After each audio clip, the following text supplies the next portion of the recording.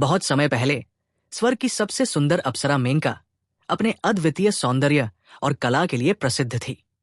उसका नृत्य और संगीत इतना मनमोहक था कि देव, सुर और असुर सभी उसके आकर्षण में खो जाते थे।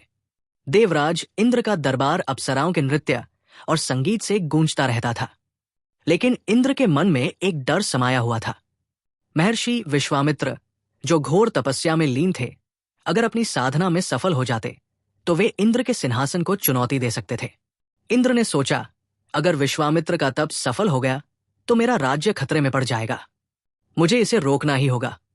इंद्र ने मेनका को बुलाया और कहा, हे मेनका, तुम स्वर्ग की सबसे सुंदर और आकर्षक अप्सरा हो। मैं चाहता हूं कि तुम पृथ्वी पर जाओ और अपनी मोहिनी शक्ति से महर्षि विश्वामित्र की तपस्या भंग कर दो। ये कार्य अत्यंत महत्वपूर्ण है। मेनका ने इंद्र की आज्ञा मान ली और धरती पर उतर आई। घने जंगलों में, जहां विश्वामित्र तपस्या कर रहे थे, मेनका ने अपना जादू बिखेरना शुरू किया। उसने कोमल पवन की तरह नृत्य करना शुरू किया।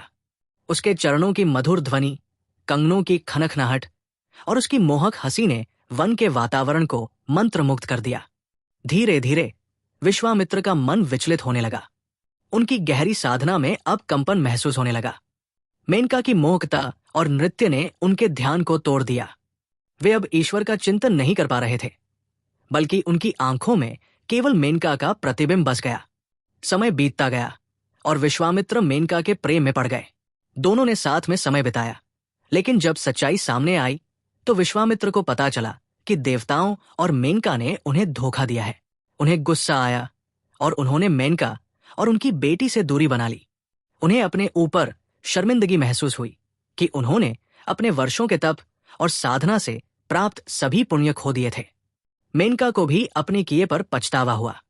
वो जान गई कि उसने एक महान तपस्वी को उनकी राह से भटका दिया था। मेनका जानती थी कि वो अपनी बेटी को विश्वामित्र के साथ नहीं छोड़ सकती और वो स्वर्ग वापस लौटना चाहती थी। इसलिए उसने अपनी नवजात बेटी को जंगल में छोड़ दिया और स्वर्ग लौट गई। वहां उस बच्ची को कण्व ऋषि ने पाया। उन्होंने उसका नाम शकुंतला रखा और उसे मालिनी नदी के तट पर स्थित अपने आश्रम में ले आए, जहां उन्होंने उसे प्यार और देखभाल के साथ पाला। अगर आप सब्सक्राइब करते हैं तो आपका एक सब्सक्रिप्शन हमें और भी बेहतर कंटेंट बनाने के लिए प्रेरित करता है। आपका प्यार और सपोर्ट हमारे लिए सबसे बड़ी ताकत है। धन्यवाद।